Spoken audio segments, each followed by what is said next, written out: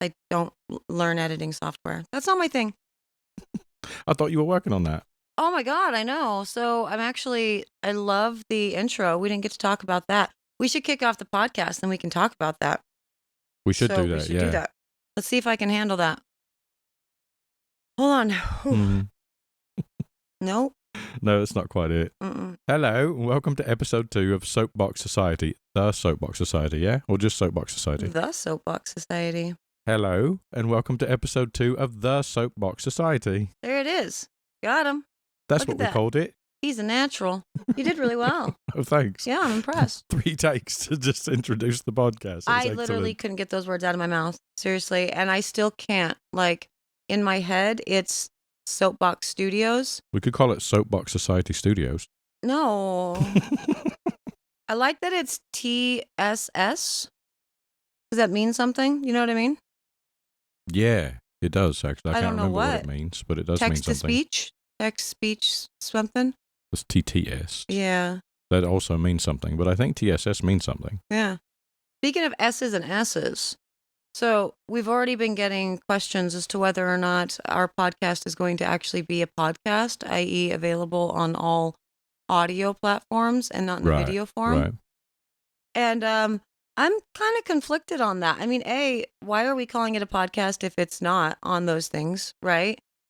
Yeah, I've wondered about that. Just because there's all sorts of video podcasts on YouTube. Are they called vodcasts? Or is it still a podcast? Right. They still call it a podcast, and it's only a video format on YouTube. Like people like me that have been on the YouTubes forever, Mhm. and I want to do something else with my, content. This is the Got it. reason why we're doing this. And so they just do this other thing, but I don't think they ever, I know a lot of them do, but they're like serious with what they're doing, which leads me to question 2.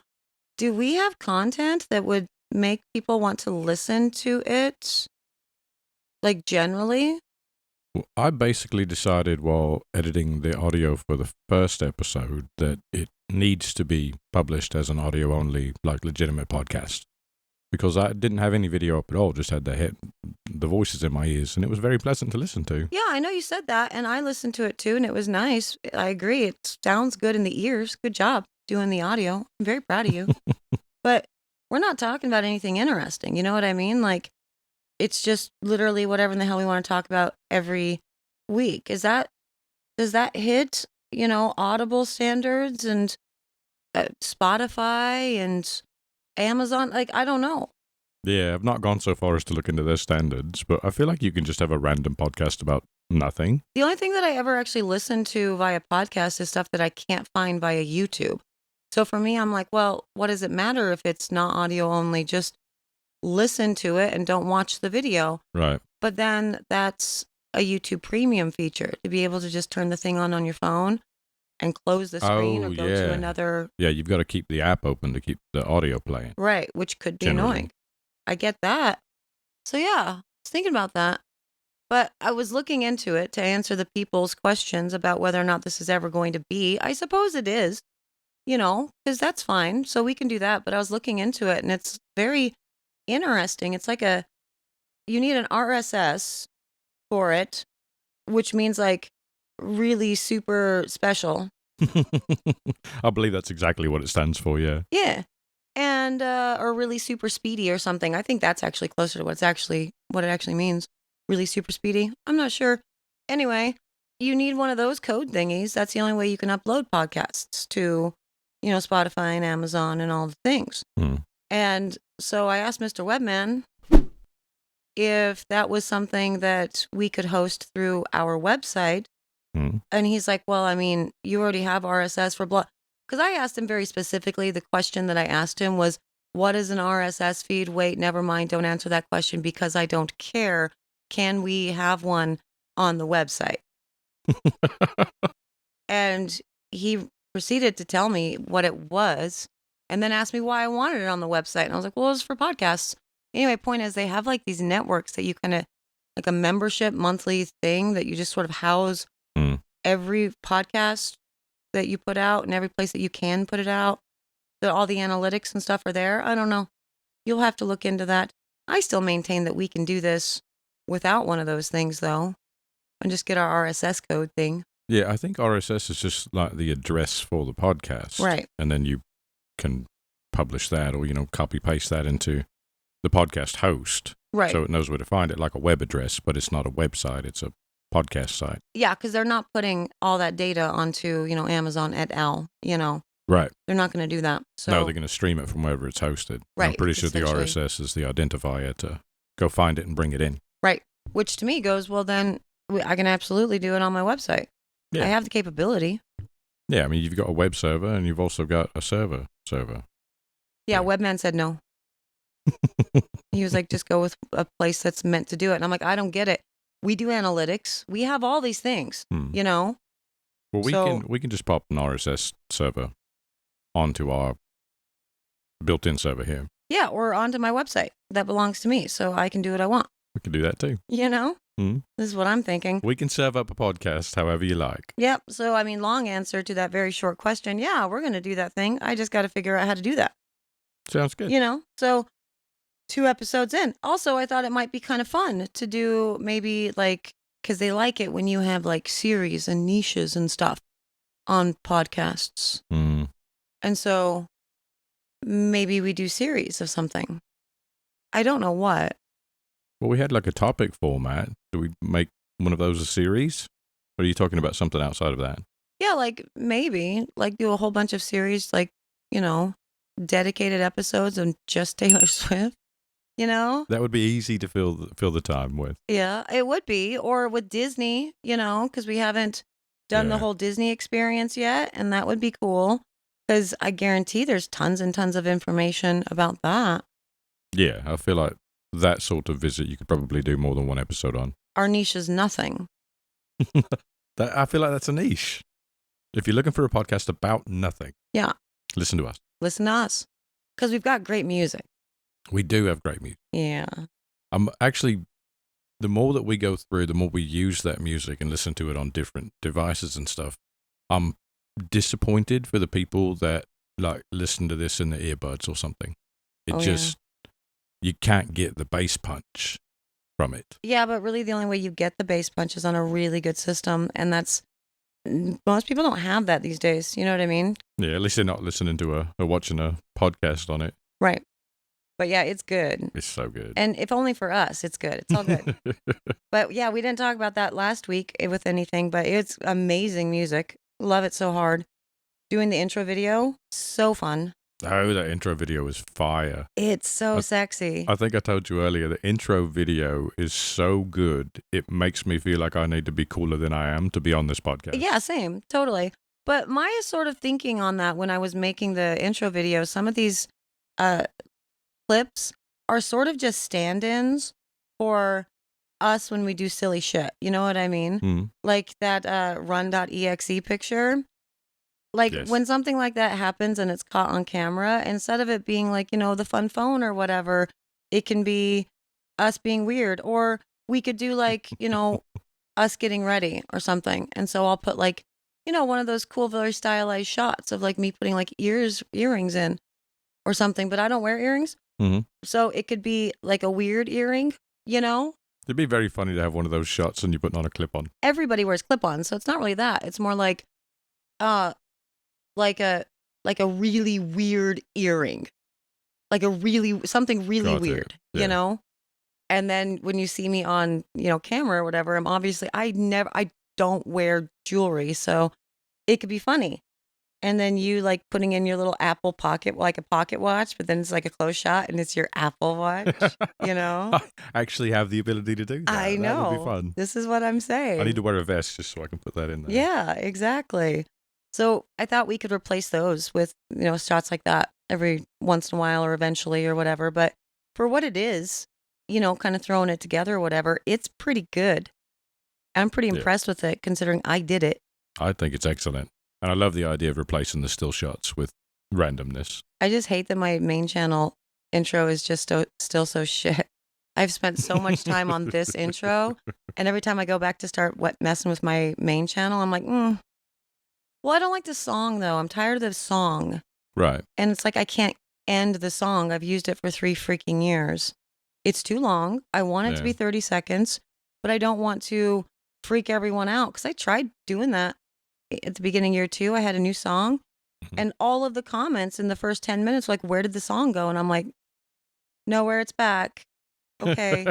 Everyone's like, I thought I clicked on the wrong video because the song didn't match. Right. And it's like, that really sucks that that's become part of my brand recognition, considering it's like some dippity doodah song from iMovie, you know? Sure. Hey, we need to introduce ourselves.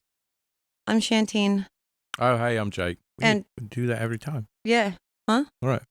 We got to do it every time. All Yeah. right. The Hi. assumption is you have to assume that somebody is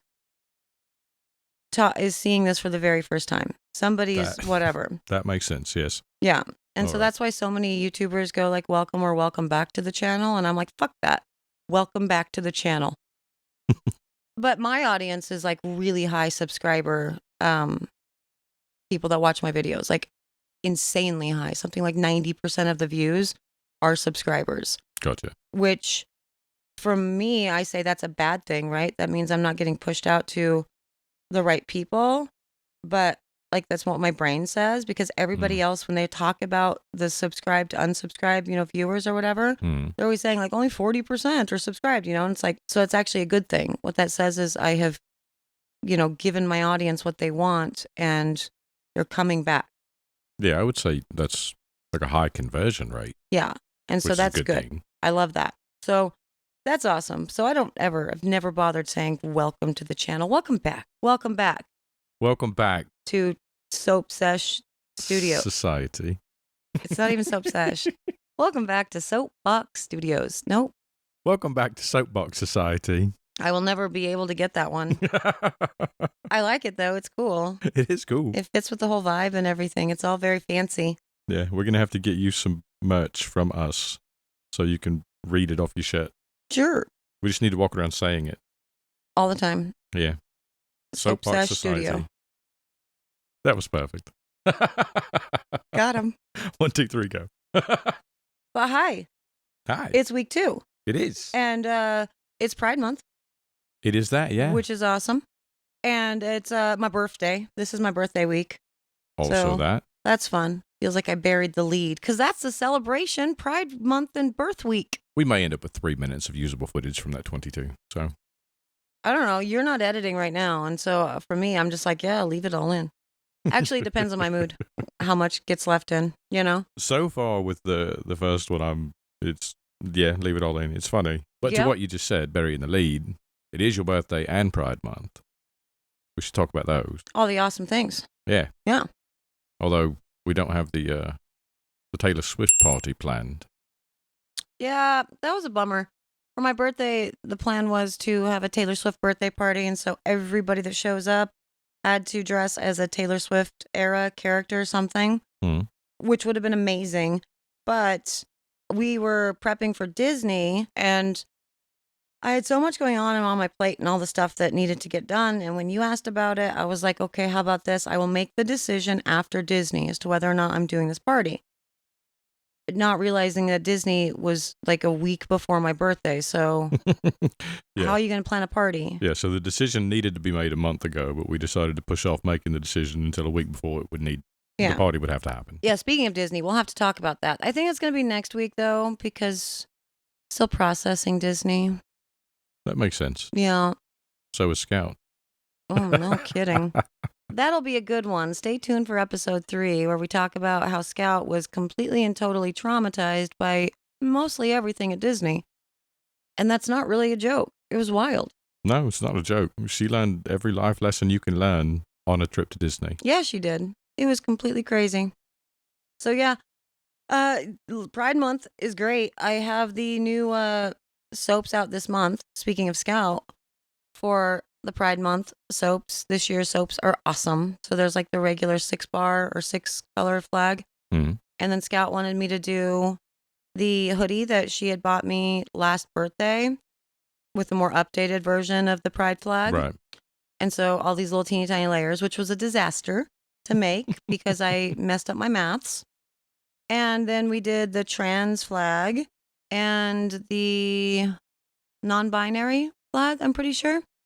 She picked them all out. She gets to do that every year, and she loves doing it. And she's, of course, loved Pride Month all, so far. Mm-hmm.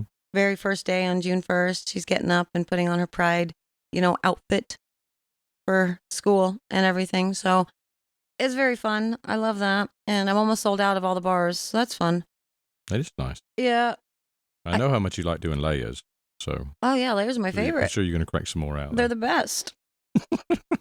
Yeah. And this year I actually did something different because I guess this is our soap update segment.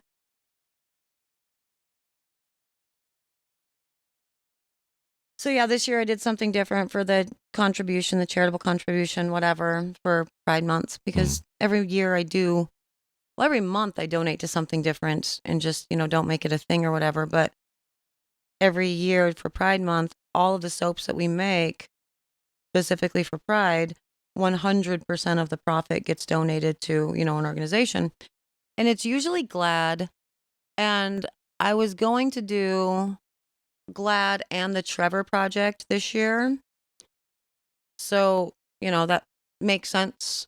But given the climate that we're at right now with gay rights and trans rights, so queer rights, and really how so much legislation across the country is actively working to dial back any sort of equality rights that they currently have, especially in regards to trans rights. And because I got this email on June 1st from Crooked, they actually started a donation fund specifically geared towards helping the legislation, really. Gotcha. Instead of just like GLAAD and the Trevor Project. It's sort of it's a collection and they do these things too with it. But this is a specific thing. And I think during the campaigns or during the election cycle or whatever, it's a good idea to be donating to the causes that are going to actively help get the right people in office. So I have to read it because it's awesome. The nonprofit fund is from Crooked Media is called Fuck Bans, Leave Queer Kids Alone and Adults and All of Us, You Absolute Freaks, which I love it. It's an excellent title. Yeah. And so everything for this one it's being split evenly currently between the Campaign for Southern Equality, so working to build a South where LGBTQ people are equal in every part of life, and the Trans Justice Funding Project and the Transgender Law Center. So I figured that was a better place to put all the profits from these bars this year, so it can be split amongst projects and everything that are going to be helping, not being given to campaigns, but to be assisting the fight to get the right people in offices during campaign season. Yeah, makes all the sense. So that's what we're doing. Is a powerhouse in that arena. I love Crooked Media. I am so proud of what they've done. It is wild. It is. It's pretty incredible. I really don't know how I came upon them, like how I found them on YouTube. I searched a bunch of stuff. So my For You page is always hosed, but they popped up and I'm like, I know this guy. How do I know this guy? And I clicked on it. I'm like, oh my God, it's the Obama Bros. Right. All of the Obama Bros. Plus, John Lovett. You ran across them during a political season, I believe. Yeah. Years back now. Yeah. But well, that was why they started. They actually started Crooked Media in 2016 as a response to Trump, essentially. Okay. No, this is not good. We've done our part, but this is bad. Yes, they worked in the White House for 8 freaking years. They were the speechwriters. They were in the international relations, and they were like the worldos and all advisors. And these bros, these boys, these men, these humans sat in the room where it happened for 8 years, in all of these different rooms where it happened for 8 years. Yeah, it's wild. Weird actually because they were a big deal, then during the Obama administration, right? And they were children. Oh, I know. They're our age. Yeah. And it's so shocking that, to think about that. Shocking to think about how long ago that was. But yeah, I know that too. Pregnant with Eowyn, Obama's second term. Mm-hmm. I went and voted with a very pregnant belly. Yeah. But yeah, and it was cool because when they were doing the YouTube thing or whatever, I was, one of the earlier people to come onto the channel or whatever. And so I've been a supporter for a long time, and whenever I would comment, because I don't comment on YouTube a whole bunch, Right. but whenever I do, I'd always get the little love heart. I'm like, I appreciate that. Yeah, you've been around from the beginning, so you're recognized. And it's nice to see, them continue to grow and build the thing. They're awesome. And to make all these good, important, and big changes. And all of their other podcasts and everything that they do are just really insightful and interesting. The people that they interview outside of the political sphere and just looking at more of the social climate and everything. Fascinating interviews. Yeah, that's another group of people that are just very interesting, very pleasing to listen to. Oh, yeah. Also, regardless of 100%. what they're covering. They're always covering something important or insightful. Right. But regardless of what it is, it's a nice place to spend time. Yeah, it really is. And gone are the days of when they were in the podcast studio separately. So they were all doing remote work because of COVID, right? Oh, yeah. And it was just such a delight to, like, I needed that, for them to continue doing it and whatever. And it was just such a delight to see everybody's different kind of setups at home. And like John Lovett was in like Mia Farrow's Connecticut house or something, like Oh, yeah. old grandmother like stuff, like bad lighting, just delight. It was just a delight across the board. Yeah. That whole COVID remote reporting era was pretty awesome. Yeah. Remember the PBS stuff where Yeah. where all their reporters were at home? Yeah, and that one gal from the PBS, we were just always so obsessed with like her background, right? Like, what was it? Her couch that had the blanket, or maybe her cat was always messing around in the back? There was one that had the cat. It Yeah. was like, you got to watch this to see if the cat's going to show up. Right. The cat. I've been waiting. Our cats are completely just not interested in this right now. They're just. Yeah, it's shocking because Loki has been bugging me all day. Yeah. I get out of the chair and she hops in, or I lean forward and she jumps in behind me. And then she looks up and purrs like, this is all good and she loves me. Like, this cat never wants anything at all to do with me. She wants my chair. Yeah, she wants your chair. What it is. And I come in, an hour earlier than normal, and it's her chair nap time and she doesn't want to give it up. Yeah. Well, I saw Gizmo get up there behind you actually earlier and laughed a little bit. Like, oh. Yeah. You're going to go pretend to love Dad? Yeah, exactly. Pretend. Mm-hmm. Well, I want a new kitten. Why? I don't know. Taylor Swift has 3 cats. So you can have a third cat that just hides somewhere in the house and we never see them. Yeah, cats are great. Unless you want They're to real sit down easy. and they want your chair. You know what you hear right now? Dogs barking. Yeah, at least cats don't bark. Mm-hmm. But yeah, cats. Fun. Taylor Swift. 3 of them. Pride. GLAAD not happening this year. Instead, we're doing Crooked Media. And I love that. And it's been great.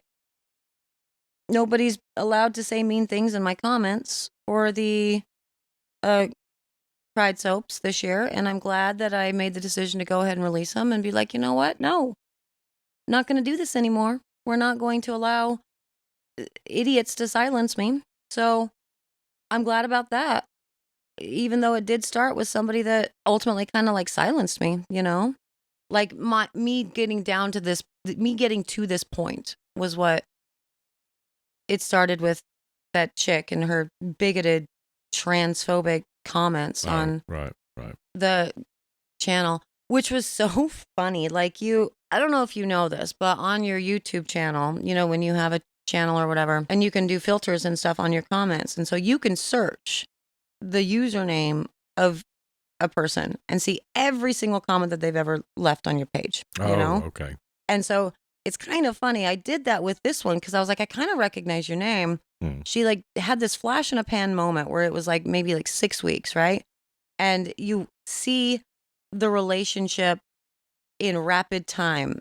Like it's the full course of a relationship, really. Because her very first comment is like, oh my God, I love you so much. You're such a breath of fresh air. And oh my God, you're amazing. And, a couple more of those and everything. Rapid succession. Again, she's very active on the channel for this 6 week period. And then you see the cracks start to form, right? Like she stumbled on the wrong video of mine wherein I'm suggesting that maybe I'm not as conservative as you are, whatever. And you sort of see now it's not, she hasn't said anything yet. She's just kind of pushing back on really silly things like Kale and Clay. Disagreeing with you on stuff that is irrelevant? Yeah. The weirdest thing ever. And it's like, okay, And so just see that. And then suddenly she's telling me that I was advocating for babies to get like reassigning surgery, gender reassignment surgery. And I'm like, okay, I need to see this, right? And so I click on the video that she's commenting on. Mm. And I'm like, good Lord, what did I say, right? And it was one of my tea videos. So it was filmed in the pontoon, year 1 or year 2. I don't remember. I think year 2 was pontoon footage. And one of the tea soaps that I did.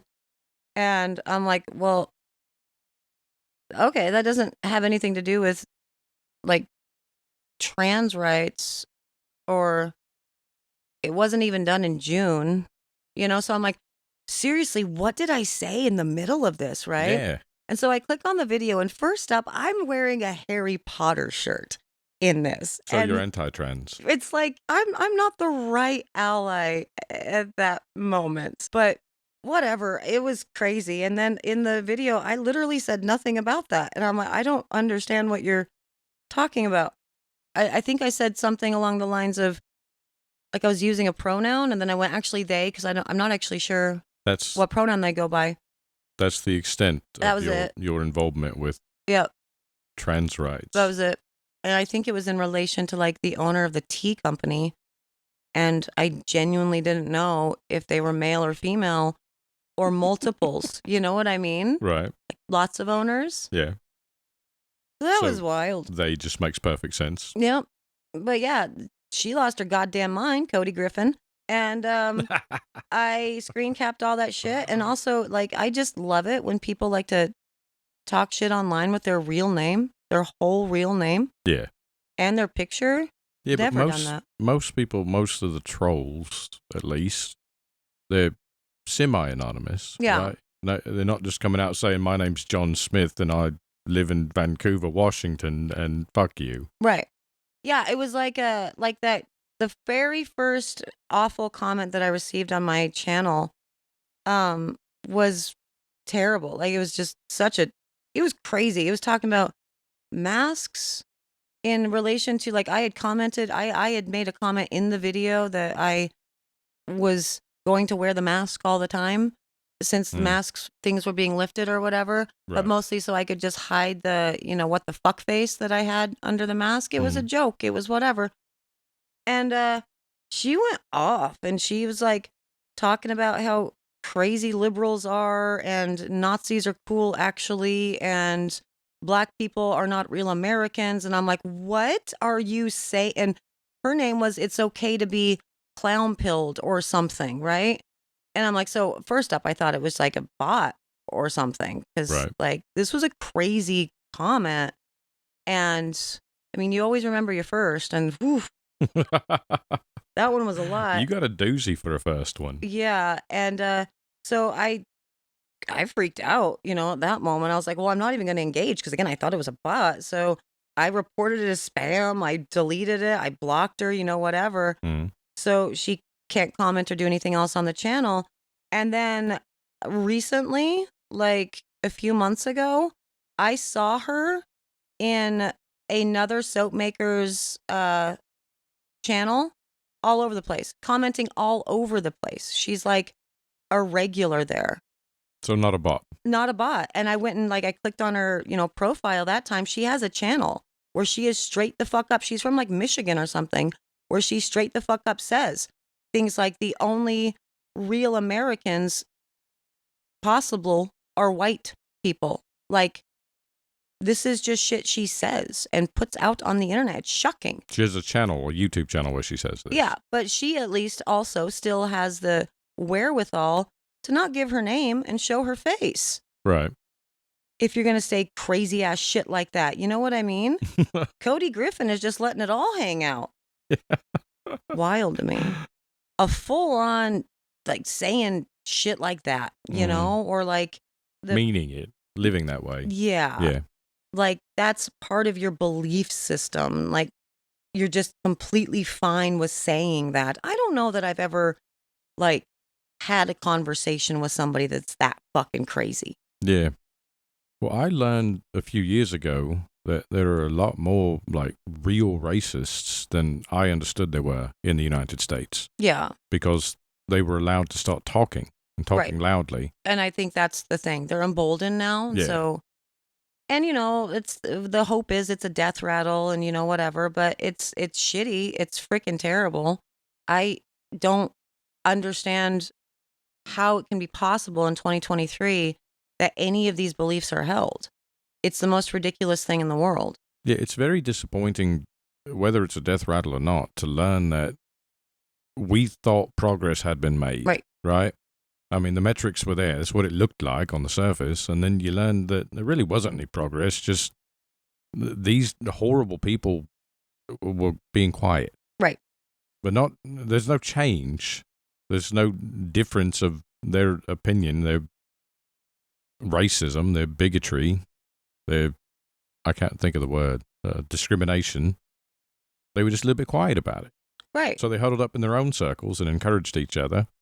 And then they were given a voice. They were told it's okay now to be what you've always been publicly. Yeah, because that was the literal appeal of MAGA. Like, that was it. Yeah. That was the whole thing, that they were allowed to have a voice and they actively believed that they were being silenced. And it's like, but I guess you are being silenced. Like, we don't do discrimination, so shut the fuck up. Yeah, you're speaking out against the laws of your country. I mean, yes, you're being silenced because you have been told that what you're saying is fucking wrong. Right. And then somebody comes in and is like, actually, you can say these things. And how about we maybe work to, and then the MAGA movement is born and working to actively dial back every bit of progress that has been made. It's crazy. Yeah, it's absolutely nuts. And that's still the goal. Yeah. Is, we got a brief reprieve right now, but the goal, that machine is still running in the background. Right. And that goal has not changed. Yep. It's true. And so, yeah, I hate that those sorts of people exist. And this idea that they are emboldened enough to like be in my comment section and say dumb shit like this. And I feel bad that I've allowed it to go on as long as I can. One of the Sudsers recently, who is a soap maker that I love her so hard and respect the hell out of her. She, a couple months ago at this point, there was another, senseless killing of a black man. I don't remember the specifics. It happens too often, so I don't really know which one it was. But she used her voice and her platform to speak out against it. And I'm like, and she's a newer business, right? And so that's a scary thing to do, to put your face out there. I'm like, you remember when RBG died? I cried. That was the hardest video I had to make, to show off the technique and the soap that I made in her honor, And that's something that's not taking a political line, because that's a Supreme Court justice that I respected because, a woman and did cool things. Yeah. And the Supreme Court is not supposed to be political whatsoever. Right. But I was afraid that they were going to paint me as, a liberal. Like, I'm afraid that you're going to paint me as what I am. Yeah. No, I remember the conflict when you were making the video. And that was me, several years into having a business and doing this in real life. Like, right. People walk into my shop and you know exactly where you stand with me. I'm not afraid that I'm, that I have liberal beliefs, however much human rights can be liberal. Because I don't think, whatever. We divide things by party lines and it's ridiculous and it doesn't mean anything. People are arguing over stupid shit like, whether or not these are considered human rights, while the reds, and like that's a red or a blue issue, like that's a dividing issue. Yeah, that's just a key strange point for me. right there. The human rights, racism, intolerance, that's not a political party. Right. That it is assigned to a political party. We see that as the red side. Right. But that's not a political issue. Exactly. We're buying into it by dividing ourselves along these lines of red and blue. Meanwhile, the reds and the blues are out there making all these fucky fuck moves that are actively hurting everybody. So maybe we just stop fighting over this, because this is This is just a thing. All humans exist and they all deserve equal treatment, period. And just stop. That's the end of sentence. Yeah, human rights should never be entangled in politics. And so then you move on from that and go to the things that are actually mattering, Like inflation. And Recessions. Managing a country. Not you or your neighbor worrying about whether or not someone you see walking down the street has the same rights as you. Right. And but again, we get misled, we get deceived a whole lot by that because we allow it to become an issue of red versus blue, and it's not.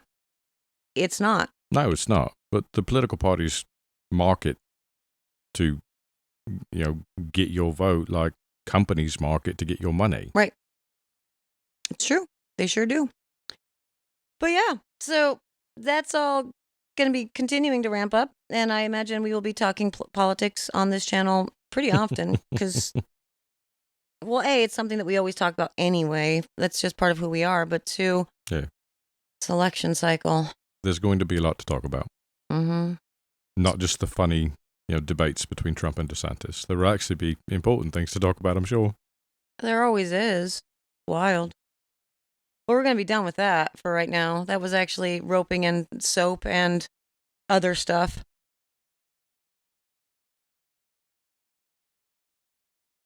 But I have a question for you. Do you have time to talk to me about my Lord and Savior, Taylor Swift? I've always got time for that. Good. That's the right answer. That's why we're married, I think that's the reason, yes. Have we ever actually, said that we're married? Wow. Have we ever actually, we've been doing this for 1,000,000 years? I don't know. I think you may have referred to me as your husband once or twice.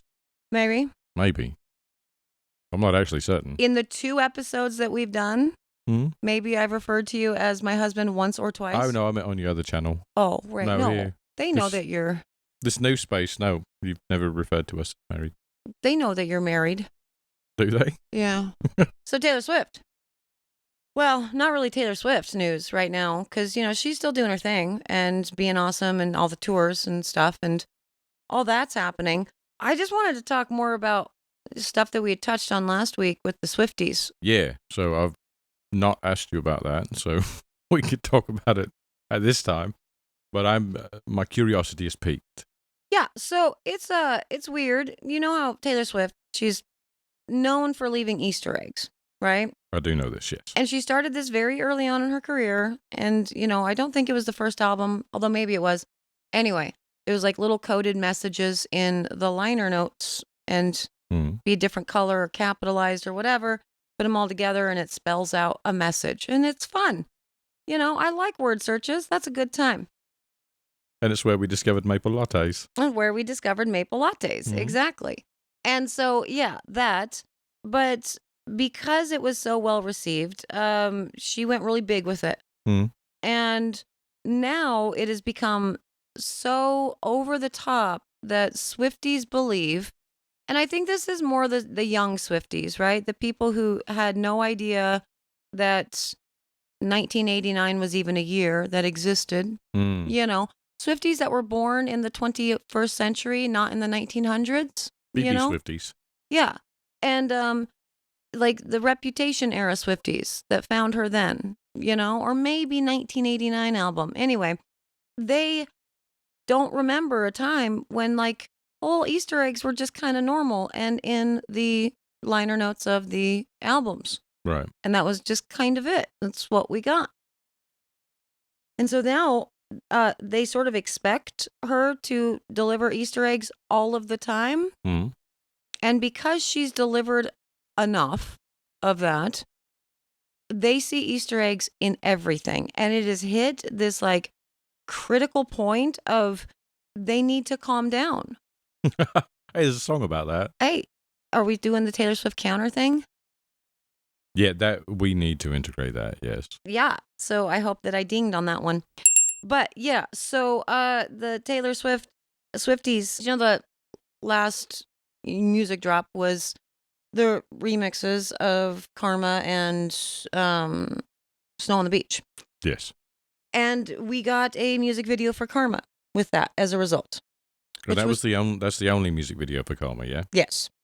And it's a great music video. It's super beautiful. And there's all kinds of stuff that you can like allude to with all of that, or it's just kind of an in your face thing, like she's there and she's the scales of justice and, blah, blah, blah, whatever at the beginning. And then colors and things and lassoing the moon and Saturn. I love you to the moon and Saturn. Like, cool. That's all fun. There are other things that it's like it's in there. Like she's a Tafiti from Moana. Yeah. She's the mountain range. Mm-hmm. That's diffy. I'm like, I don't know. An interesting choice. I don't know about that, but it's fine. Great. It's something that I clearly don't understand, and I'm going to go ahead and move along. But she obviously put that in there for a reason, right? And it's probably not because she's a big Moana fan. I mean, or it could very well just be that because, whatever. But those things, that's probably something that I'm just not getting, or like with the Reputation era in the Look What You Made Me Do video when, she was sitting in the tub of all the diamonds, all the jewelry and whatever. She's sitting in a bathtub with the jewelry and you said the gun was mine and it happened right after the Kim Kardashian was robbed at gunpoint and shit. And I'm like, it's probably not that. That's probably not what that Easter egg means. So I just move along is the point when I see something that I don't understand. But then there are other things in the video that like mean nothing at all. Like We're still talking about the Karma video, yeah? Yep. And people have made it out to be like this huge thing. And the one that's coming to mind is, you remember in the music video when she's carrying the coffee that has the clock on it? Yes, at the end? I feel like the coffee was there a couple times. But anyway, the time was the same for both instances, whatever. Mm-hmm. But yeah, carrying the coffee with the clock on it. And she's got one blue nail and one black nail. Sure. I didn't notice. Well, I did because, whatever. But also, I already know the Eras Tour, all of her nails are a different color because there's 10 fingers, with most people. Mm-hmm. Right? I believe she has 10 fingers. I'm pretty sure she does. So who knows? But pretty sure it's 10. And there are 10 albums. I don't know if you know this, but we have 10 albums. I know now. And so like 10 and 10, and every finger is a different color. She obviously painted every one of her fingers a different color to signify, because colors are a big thing in each of her album eras, Yeah. So each finger is a different album. Cool. And we knew that from the very beginning of her tour because that was she was freaking promoting it before the tour, like on her Instagram and stuff. And two, yeah, it's at the concert. They're all painted a different color. And they all match up with all the known colors for the, different eras. Fine. So Reputation's black. Which one's blue? So that'd be 1989. The blue room in the Lover House with the fishbowl. Okay. So yeah, that would be 1989. And yeah, cool. So it's 1989 in Reputation, right? That her thumbs are. Mm-hmm. Carrying the coffee. And so one blue thumbnail and one black thumbnail. Again, carrying a cup of coffee in a way that you're probably going to carry a cup of coffee. Mm-hmm. Does the with nails that we know are already painted because tour. Does the direction the handle's pointing mean something too? Also look at the clock, right? Yeah. So the clock is about to strike midnight. Mm-hmm. Okay. So her fingers are pointing to where? I don't know. Right, exactly. You don't know where her actual thumbs are pointing. So best case scenario, it's 8:10. Something is going to happen at 8:10. Mm-hmm. Or 8:02 if we're just dealing with dates, August 2nd or something, But like and everybody's always trying to get to 13. Right. Like everything means 13, and it just sometimes it's not an Easter egg, you know what I mean? I think sometimes it's just and like there's a reason why she's doing the clock, but why can't that just be because it's about to strike midnight? Well, or is she saying that something's going to be released on 8/2 at midnight? Well, she, has a song saying that none of it was accidental, right? I understand why the fever pitch over things like this. She also could have not painted her thumbnails to carry the coffee cup, or she could have painted them the same color that's just not an album color. That's a conscious decision to have those two different colored thumbnails in that shot. I mean, but probably the conscious decision is like, I'm showing you that I filmed this and recorded this music video in the middle of my tour because I'm a badass. That could be. You know? I don't have time to change my thumb paint because I've got to go perform. Right. You know? So sometimes, a cigar is just a cigar. They do this with everything. Like, you remember a month ago or so, I told you that she'd been doing the tongue sticky outy thing a lot. Oh, yeah. In all the pictures that I was seeing from it was like on stage doing a whole lot of tongue sticky outy things. Yeah, like right? the Miley Cyrus pose. Yeah. Yeah. And I talked to you about it, and I'm like, that's weird. Like, what? Why is she doing that? Then frickin' the Karma remix came out, and Ice Spice was on there, and everybody is just convinced that all of those tongue sticky outy moments were an Easter egg that we totally should have got, because Ice Spice is obviously the only, singer and performer and, person out there that poses with their tongue out all the time, that Ice Spice was going to be doing a collab. Do you think that means she was trying to tell us that Ice Spice, the person who is sticking her tongue out all of the time? Does Ice Spice actually do that? Yeah. I mean, and all the pictures that Taylor Swift posted on Instagram were of Ice Spice sticking her tongue out. Maybe they were just hanging out too much and she picked up the habit? This is what I'm saying. Going back to what we were saying last week about how she is the Maggiest of Maggies. Right. I think, yeah, she does. She takes other people's personalities and adopts them as her own. That is her personality. Like, she doesn't know what to be without other people.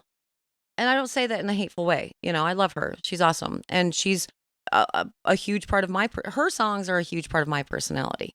Yeah, but picking up someone else's habits is not a bad thing necessarily. Right. I honestly think it's just she adopted some mannerisms. Yeah, I think no one thought that there was going to be a Karma and Ice Spice remix until it happened, right? Right. So no one was looking at Taylor Swift sticking her tongue out when that was happening and saying, oh, she must be doing a song with Ice Spice. Right. They've all gone back and said that after the song release. Exactly. So no. That's not an Easter egg. That's a coincidence. Yeah, this is what I think. And they're just trying to find Easter eggs freaking everywhere. And it started at the beginning of the tour with that stupid freaking shirt that from the well, it's not stupid. It's great. It's iconic. I get it. I love you, Taylor. But the Swifties made it stupid. They made me hate it. From 22, there's not a lot going on at the moment. Remember the white T-shirt with the whatever from the 20? I'll put an asset up. Maybe Yeah. I have one up. I have a picture up, so you know what I'm talking about. That one I don't remember. All right. Oh, I already had a picture up, so I clearly wanted to talk to you about this. And she's had a couple different shirts that she comes out to perform, this song in, with wearing this white T-shirt. They say different things, right? And some of them have red letters, right? They're black letters, and then there's red letters. Mm-hmm. You know what I mean? Mm-hmm. And they're like, oh, she's trying to give us a message, right? Like with the red letters? Right. And so it becomes a really ridiculous anagram at that point. You know what I mean?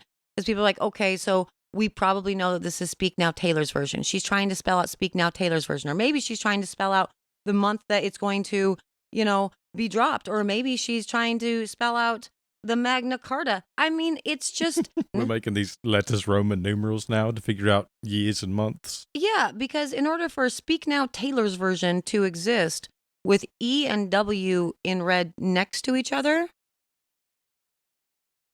Nope, that doesn't exist. That doesn't exist in Speak Now Taylor's version. An E exists, a W exists, but they don't exist next to each other. So what you guys are jumping through. I mean, come on. The woman is the queen of everything in the world. I don't believe she has that kind of time to do that kind of shit. And, I mean, maybe she does. Maybe I'm an idiot. And if I looked it up right now, it would be like, oh, yeah, that totally ended up spelling something out. But yeah, but it also again, if you have to fucking anagram it in a ridiculous way, because that's not how she ever did her things before with the a word jumble. It wasn't a word jumble. I don't think it was ever a word jumble. No, it was never a word jumble. It was like just this thing would be capitalized or, whatever. You just write it down and you have maple lattes. Yeah. In its order. I don't think she's ever been like incredibly cryptic. Right. Right? You don't have to be just psycho to figure out what it is she's trying to say. Right. What the Easter egg is. If you're remotely familiar with what's going on with it, you'll get it. I don't think you have to deep dive this much. Right. I think this is all trying way too hard. So. Right. And it could just be an aesthetic choice. You know what I mean? Red would really make this outfit pop. Would make this shirt pop. It looks cooler than it all being black. Right. The thing that I picked up in the video about, Bejeweled or whatever, the number that she presses in the elevator, and there are 10 floors, and she presses 3, and it's purple. We're getting Speak Now next. But that was accurate. And everybody went, right, it should be that easy. It should be that easy. And everybody went crazy about like, oh, no, I don't think that's what that means because then it's the, whatever. Like, honey, I think it's just we're getting Speak Now next. I think that's accurate. Like, that's a pretty in your face. And yeah, that one makes sense. That's what I'm saying. These Easter eggs, you don't have to dig very deep to explain.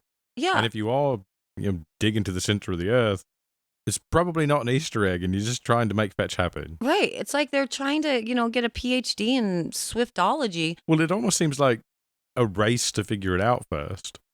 Like, this means this and that means that because I have to be the first one to have figured out what all the pieces of this puzzle are. Right. But they do it all on Twitter because, like, that's where you do things. And it's honestly like, and I'm a Swiftie, I am aware of the things that are going on.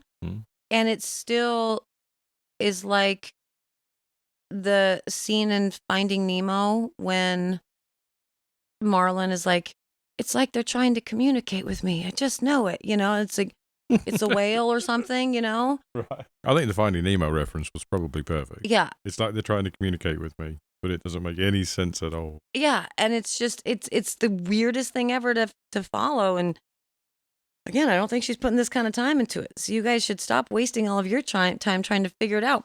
But also to that, so she's putting some things in, you're going to find out soon. If you don't find out, it didn't mean anything. Exactly. Yeah. We have a release date for Speak Now. Yeah. And as far as I know, none of these crazy theories lined up with it. I would love to actually go back and look at all the theories that, Easter eggs that have been dropped since Midnights or whatever, to see if like any of them lined up with July 8th. Yeah. Or whatever. That would be interesting to look into. I'm going to bet no. Yeah. Because it just I'm saying something's going to happen on August 2nd. 8-2. That sounds like a sound theory. That's what I'm doing. Or maybe it's 2-8 because you read a clock from, if something happens, then it does. If it doesn't, then it doesn't. I can't do that. I got sucked into that for a little bit with Speak Now. Remember, there were a couple weeks where I was like, wouldn't that be epic? Wouldn't that? Yeah, because people kept saying it's going to release this week, and it was dead wrong. Yeah. And so I was sad about it. And, I keep forgetting that she's gone back to the normal way of releasing albums, and that way is called, I announce them in advance. Mm-hmm. And I don't like that way. I liked Folklore and Evermore, because it was like, hello, sneak albums. Yeah, those are my favorite albums. And also, they weren't announced or anticipated. And if they had been, I wouldn't have known what to anticipate anyway. Exactly. They were not at all what I expected albums to be. Yeah, exactly. Yeah, it was a big deviation from what she had been putting out. Yeah. I mean, almost, maybe it was a side project. I mean, this was COVID era. Right. Couldn't get into the studio and do what you intended to, so let's do this in the backyard, sort of thing. Yep. But you became like a complete and total Swiftie at that moment with Folklore. Oh, yeah, I'm all in now. Yeah. Yeah, Folklore's got me hooked. Yeah.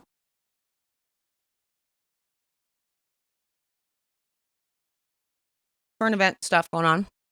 Yes. I saw this and I wanted to get your opinion on it because we haven't talked about it yet. And I am interested in seeing what you have to say about it. So, my bullshit's out of the way. I'm sure I have something deep and insightful to contribute. Yeah, well, this one's kind of serious. Um, Scot Peterson's trial is, at time of recording, they're doing jury selection for Okay. Scot Peterson's trial. Do you know who Scot Peterson is? Remind me.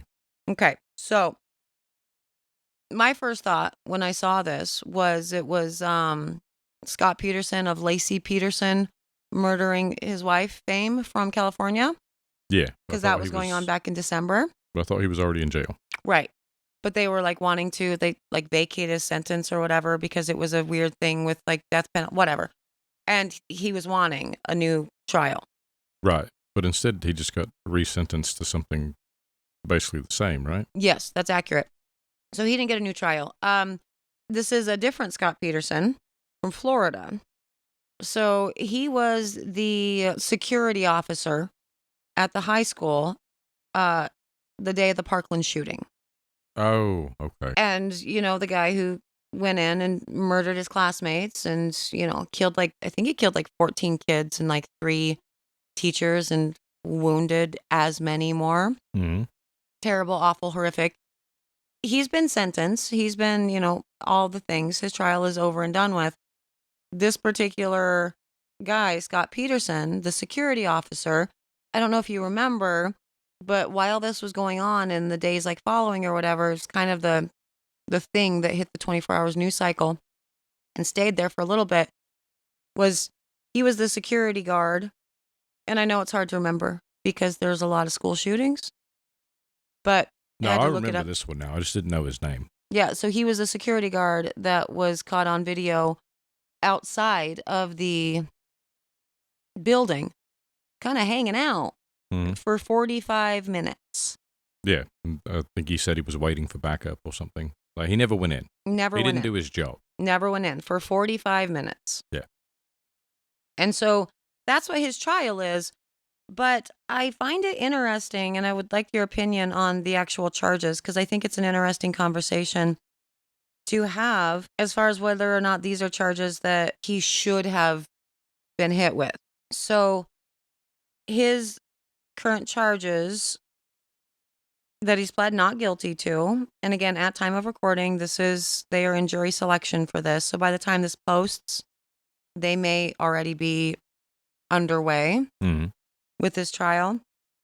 But the 11 charges include 7 counts of felony child neglect, 3 counts of culpable negligence, and 1 count of perjury in connection with the shooting and the statements he made afterward, according to an article on CNN. The 3 counts of culpable negligence and 7 counts of felony child neglect. Wanted to get your take on what you thought about those counts, those charges. Well, my first thought is, why do the number of counts not align with the number of victims? Because it seems there should be some correlation there. Sure, that's a good point. According to NBC News, Peterson, 60, is charged with 7 counts of child neglect and 3 counts of culpable negligence for the 10 people Cruz shot on the 3rd floor, 6 of them fatally, after Peterson arrived at the building. The former deputy is not charged in connection with the 11 killed and 13 wounded on the 1st floor before he got there. Okay, got it. So that's why. Okay. He wasn't on the scene, so he's not liable for those. But what do you think about being charged with child neglect as the security officer, a cop? He was a cop. Yeah, he's like a resource officer. Right. Like we had in schools when we were growing up. I gut reaction is this sounds a lot like what we had recently with Uvalde, where they all stood outside and did nothing for a long time, and that was a big deal also. I don't know what charges could be brought. I feel like felony child neglect 7 times is probably a big deal. And when your whole job is to protect the public, and this man's particular job is to protect this school building, and he was there for any given amount of time and did absolutely nothing, yeah, he should be charged with something. I don't know if these are the harshest things he could be charged with, but something, certainly. Yeah, I'm going to go ahead and assume that because, some of this ended in death, some of these charges,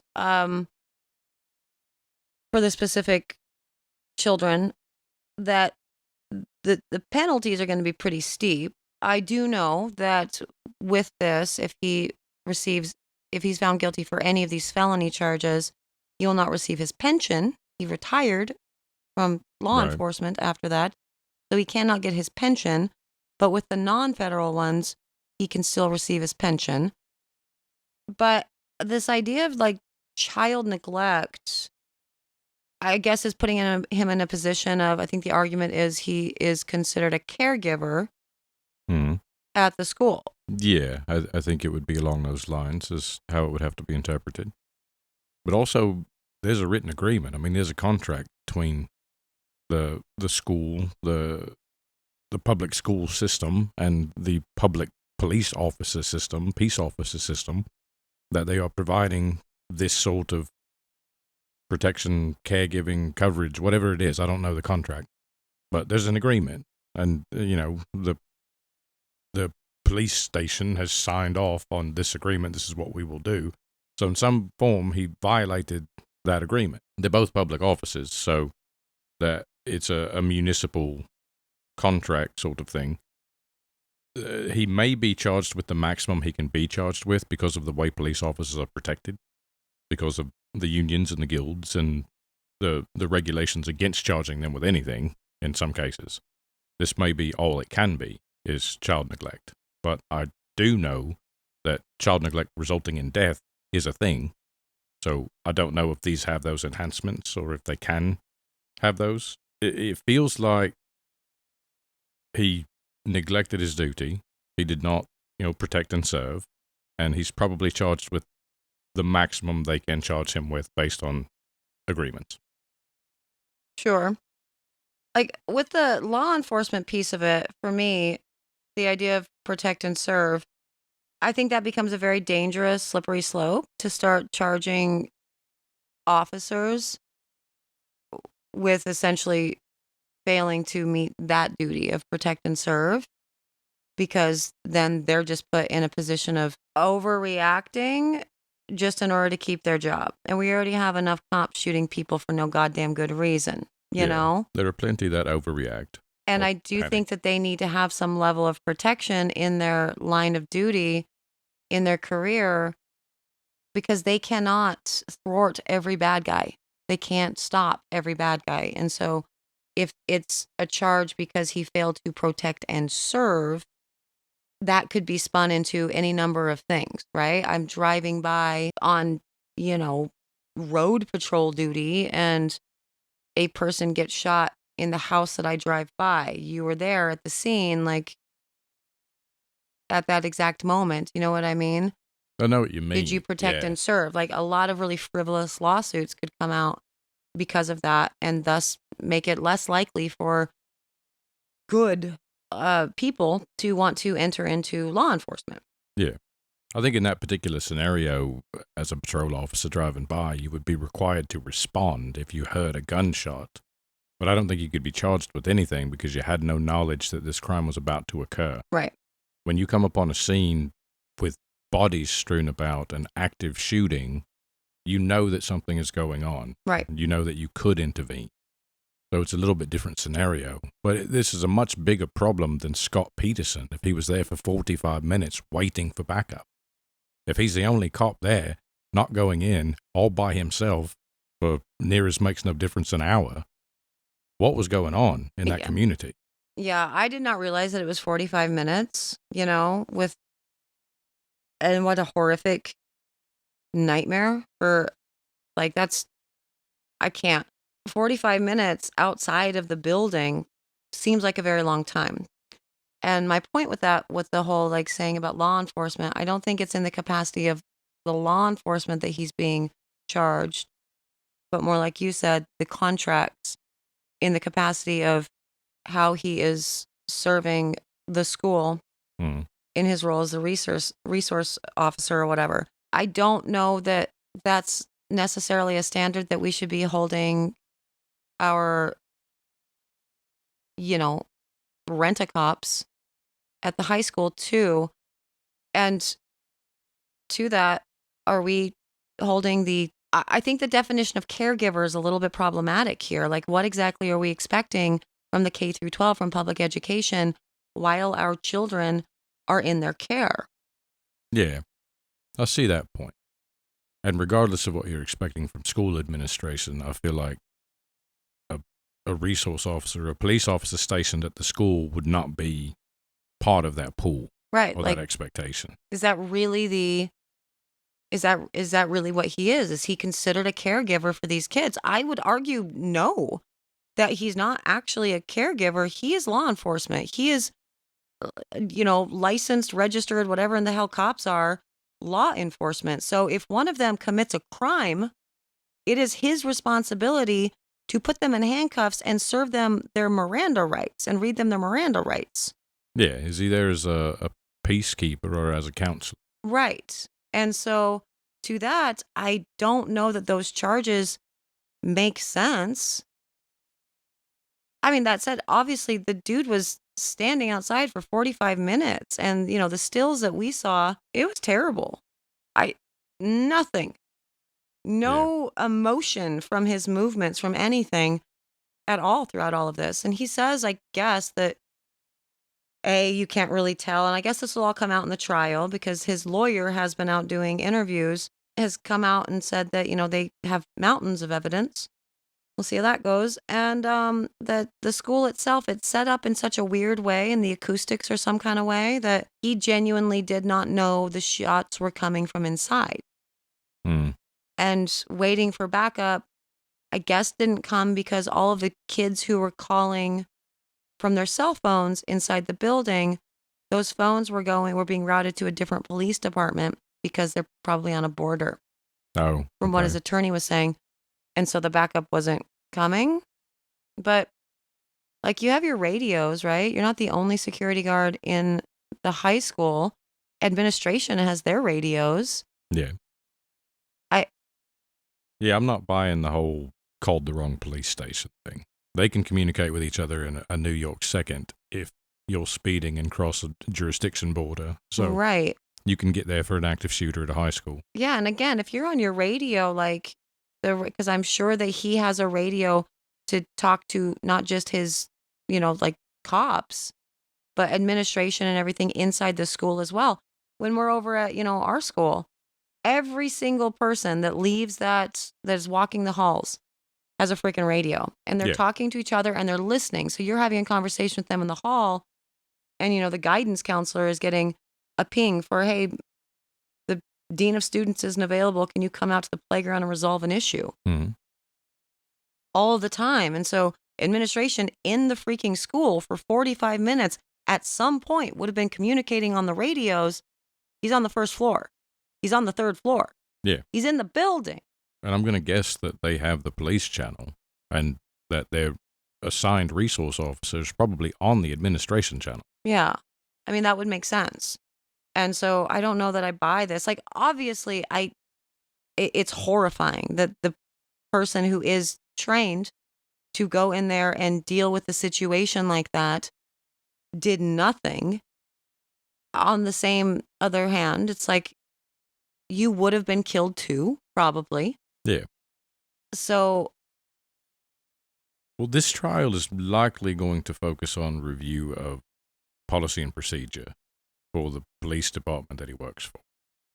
Because, I mean, if I'm his defense lawyer, the first thing I'm looking for is that the department has some sort of policy that says you don't run in and commit suicide without backup. Sure. So his number one rule from his employer is don't go just get shot, wait for us to get there. Right.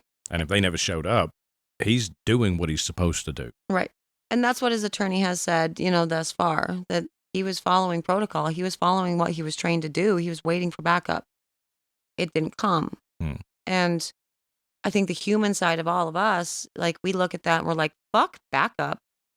Go in there and save the babies, Yeah. But and if all you accomplish is walking in the front door and getting your head blown off, you're just another victim. You didn't help anything at all. Right. Other than you died a hero. But then you died a hero. And so, I think it's complicated. It's very easy for me to say if my kids were in the building, I would go in a second. If my kids aren't in the building, I'm probably going to be a little more calculated. You're probably going to think about your kids that aren't in the about- building and they're home. Yeah. I would love to say I'd rush in and save the day, but I'd probably hesitate and try to maybe identify where the shots are coming from and whether or not I can get there and do any good. Sure. Yeah, it's a really difficult one for sure. And I don't know. I guess I don't understand the logic behind it necessarily, because if you do see the cop as, the resource officer or whatever, as an extension of the administration, right? You're plugged into the school the way the administration is plugged into the school. Your principals, your vice principals, etc. Are you looking to file charges against the principal of the school because the emergency lockdown procedures were not appropriately followed or issued? Yeah, that's a good point. Or even looking to file charges against the administration because no one rushed the gunman. Those sorts of the line for things. neglect Right. stop? Where is that line? Yeah. Like if a teacher walked away while 13 children were gunned down in your general vicinity, did you neglect them? You know what I mean? Yeah. And I think that could really snowball into conversations about, well, the solution for that is obviously all the teachers are armed again. They're always looking for an excuse to arm the teachers who are not people that need guns. And or want guns most right, of the time. They don't need or want guns. They are there to educate and love the little kids and, be awesome, shining beacons of your life is going to be good. And they're not going to be the type that are going to be, I don't know a lot of teachers. I know a ton of teachers. I don't know a lot of teachers that would be good under that kind of pressure. Yeah. And so it's also taken away what they're actually supposed to be focusing on. I wish it wasn't just common knowledge that our teachers need to focus on implementing lockdown procedures for an active shooter, but they do. They're trained at that.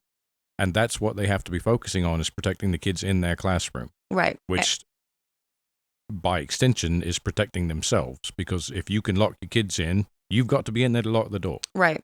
And if you are following procedures and your training and everything, and that was all fine, and it comes out that, in fact, so was this, cop, so was Scot Peterson, should that not also be fine? I get it. I want people to blame for something, to blame for this really senseless gun violence that has existed and just keeps increasing, every single year in just the most horrific ways. But I don't think that that's not going to help anything. And the person who was ultimately to blame for it was found guilty, will spend the rest of his life in prison. Yeah, convicting the officer on the property isn't going to change a thing. Right. And I don't think that it's going to change if, looking at protocol and procedure and changing those sorts of things or whatever. I'm sure that's already been done following an active shooter in their school, Yeah, absolutely. It's been reviewed, yeah. And so that's been accomplished. I think, especially looking at like how states run, and that there's only, how governments in general run, there's only so much money to go around, right? And it's the state of Florida versus Scot Peterson right now. That is resources, that is time, that is money going to this trial that isn't really going to, it's a Pyrrhic victory if he's found guilty of anything. And just, I think, becomes just kind of a scapegoat as a stand-in to not focus on the bigger problem. And I think the bigger problem is still not being focused on because it's the harder one to do. When we're talking about mental health and proper resources for these kids and families and whatever from early on to get them to the point, where they would want to go do something like this. Yeah. These can be contributing factors to what this guy ultimately became. And we should be focusing more time and resources and energy on that, on preventative care, right? That's the whole thing with health insurance. The best thing is preventative care. Go get your checkups every week or every year, because it's a lot cheaper, realistically, to handle something now by just taking some extra calcium or vitamin D or whatever than to handle, hip replacements 20 years from now. Yeah, absolutely. But like you mentioned earlier, every government body has a limited budget, and they've chosen to spend some of that money on trying the resource officer in court instead of reallocating it to something that would actually make a difference. Right. But it's not an insignificant amount of money that's, spent in trials like these. These are huge. No, yeah, the numbers that I've seen for these I guess they're all public trials, but the numbers that I've seen for the things going down in Idaho and all that, it's insanely expensive. Yeah. Way more money than I ever thought. But I never considered all of the investigation and the research and, the hundreds of people involved building a case. That's also the state's dime funding, Right. not just this, 4-6 week trial period you see where you've got a public defender and a judge that you pay. Right. Yeah, it's a huge bill. Yeah, because all of those investigators and everything, that's all law enforcement. And so not only is their time being taxed with this, for the research for one particular case, in reality, that's what they're all doing. That's how we spend our money for law enforcement. It's all these big investigations and everything after the fact, right? Mm-hmm. And I know that this is Florida, so this is a pipe dream and it will never happen, but this is the whole, restructuring of the police thing right there. You could be, instead of having to essentially always play catch up by research and investigation after the fact, really look at how much law enforcement is actually needed for, like, how many armed officers are actually needed to be out there, like, doing the crime stuff, and how many of these can be moved over into positions, not the officers themselves, but how many of these positions can be mental health advocacy and social workers and stuff like that, to actually protect, yes, protect and serve the community that they're in, with the restructuring of how these dollars are allocated. And they never have an idea. They'll never have an idea on how to restructure that budget, because again, so much money is going to continue going to shit like this, getting stuff ready for court. Yeah, shifting the focus, shifting the budget, and shifting the focus of a police department in that way would be actually putting money and resources into preventing crime. Right. Because police don't prevent crime. Right. Most of the time. Yeah, it's that reactionary. Is not what a police department is doing. Right. It's responding, it's reacting, it's investigating. Right. And dealing with things like mental health issues leading to mass shootings. That's actually preventing a crime. Right. I mean, like you just said, if Scot Peterson is convicted, it's a Pyrrhic victory. He wasn't there when the first floor shootings occurred, right? Which is most of the casualty. Right. So you're convicting him of what happened on the third floor, right? Right. The first floor happens regardless. Right. He wasn't even there. Right. It's a tough place. I think it's a tough place, because I want everyone blamed. I want everyone accountable. Sure. And you have to fix the root problems, and before you can fix the root problems, you have to start spending actual time and resources determining what the fuck those root problems are.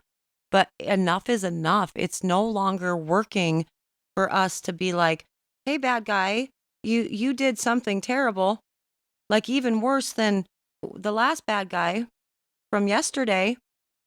So we're going to put you in front of a jury of your peers. We already know, of course, you're going to be found guilty. Of course you are. You're guilty. That's going to happen. But we're going to spend all this money and all these resources, whatever.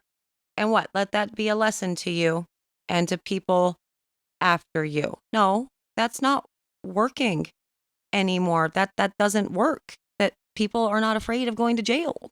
Yeah. And it's, and I don't know why it is that they're doing what they're doing, but I think we should spend some time and some resources and devote some things to figure out why. Yeah, for this particular issue, that has never been a deterrent. Right. The thought of being arrested and going to jail has never been a deterrent. Right. Like I said, it's not working anymore. This is not something that we should, just coming in afterwards and cleaning it up. Yeah, it hasn't worked since the second never one. worked. Right. I mean, Columbine was the first national. Yeah, that was the news first one that hit thing, national news. Right, when we lived there, Right.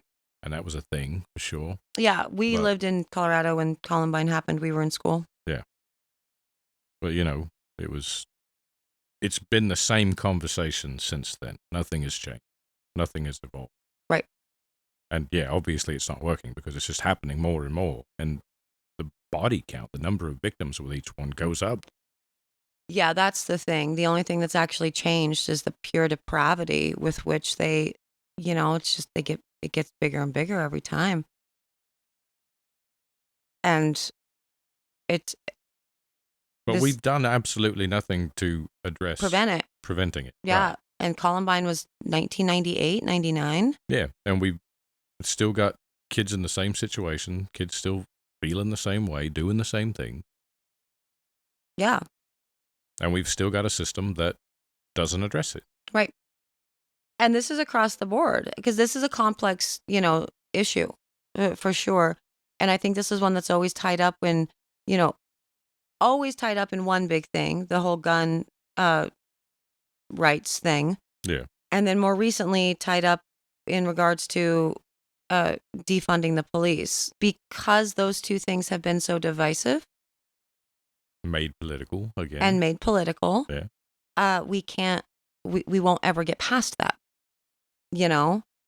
And so it just becomes this thing. Like if you talk at all negatively about a member of law enforcement, you obviously must want the police defunded. Which is like, I don't know very many liberals that actually want the police defunded. I mean, extreme leftists, sure. But for the most part, that's never been what the thing is. It's restructuring. It's finding better ways to, again, preventative care instead of reacting to a crime that's already committed. Mm. Let's do that. Let's try that. We could try that. We need to start the ball rolling on the thing that they said they wanted to do after background checks. You know what I mean? Like, if people are going to continue to block these bills for background checks or whatever, okay, fine. Fine. How about we fund some mental health? Yeah. That makes all the sense. Why are we starting with background checks? Fund mental health.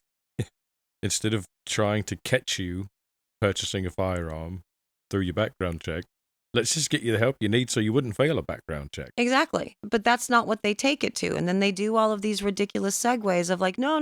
I mean, criminals are still going to criminal. It's like, shut the fuck up. Because that's not what's happening. No. How many of these firearms have been legally purchased? With these early 20-something white middle-class males purchasing firearms legally and then massacring people. Yeah. Yeah, no, the whole criminal's going to criminal.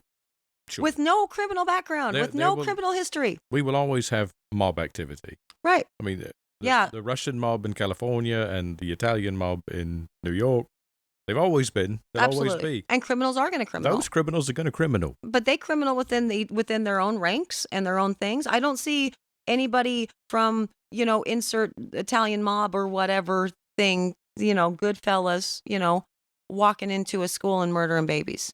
No. I see young, white, middle-class males with very real mental problems. And no criminal background.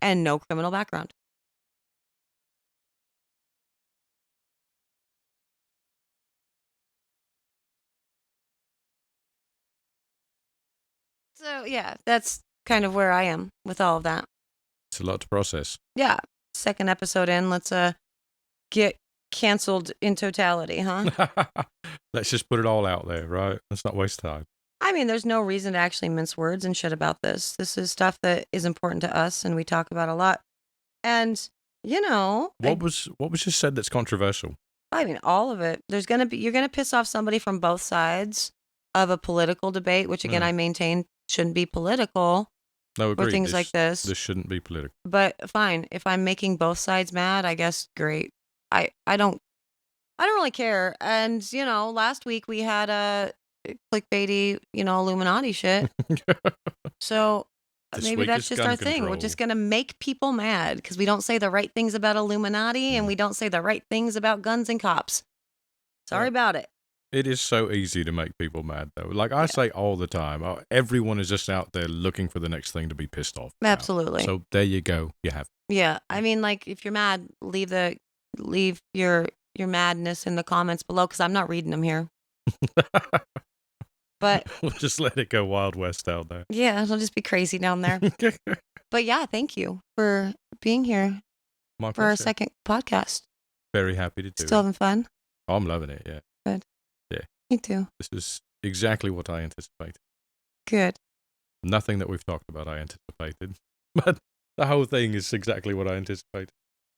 Nothing that we talked about. Did I Well, throw except one? Taylor Swift. Oh, did I throw a curveball at you talking about guns and stuff?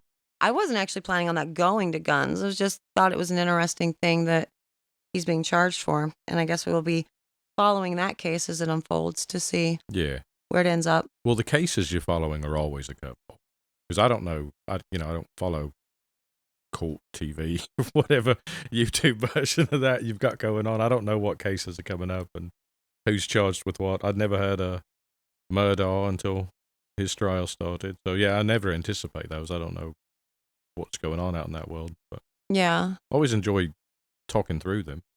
I even ended up listening to a lot of that. The Murdaugh one was stuff. wild. That Yeah. was very fascinating, Yeah. for sure. And that's one of the ones where you can really, it's easy to forget that uh, there were victims and they were brutally murdered. Yeah, Like Paul and that's a Maggie really were weird brutally thing, yeah. murdered. But because of all of the other things going on surrounding this man and his machinations for so long, it's almost like their deaths got overshadowed. And in that instance, it's incredibly sad because, like, at the end of that day, 2 people lost their lives and they didn't have to. This Yeah. guy's just terrible. Yeah, through the course of that, I had to keep reminding myself that he had was Wife on and trial child. for killing his wife and son, Yep, right? exactly. It's like it completely focused on all of his other shadiness, all the financial dirty dealings to prove that he was a bad person without, really focusing on the victims and how horrible it was. Yeah, all the financial dirty dealings was a very big focus on the thing in the, trial, and it was just, it really was. It was fascinating. Like, wow, look at the balls on this guy. Yeah. How did you get away with this for so long? And also, where's that money? Yeah. It's in an offshore account somewhere. Yep. But yeah, those are still unfolding and whatever. So I'm sure we'll provide updates for that because his financial crimes are now being brought up. So Yeah, it'll be interesting to see how many life sentences he ends up convicted of. yeah, I know. At the end of the day, it's like, all right, you are never getting out of jail. Yeah. But yeah, so there you go. There's round 2 in the books. We need to do something nice for the next one. I think we should talk about our Disney trip, I agree. Just really keep people on their toes. Like, we'll talk about serious shit and piss people off for some reason. And, then talk about the happiest place on earth. yeah. As long as we don't talk about Scout's experience too much. And how it pissed Scout off. People are always looking at something to be mad at. Yeah, that's it. Well, thank you, everybody, for joining us for episode 2 of the Soapbox Society. Well done, you. And we'll be back next week for, another round of soapy fun. Nope. We're going to get sudsy next week, yeah? Gonna make some soap. No, did we decide to leave it with anything last, do we have a thing? Do we have a slogan? We did something. I'm just going to say, love you, goodbye forever. So. Oh, that's what we're doing, yeah. No, we're doing, oh yeah, love you, goodbye forever. That's what you're doing, yeah. That's what I'm doing, yeah. So yeah, I've been Jake, he's been Shantine, and we are out. Love you, goodbye forever.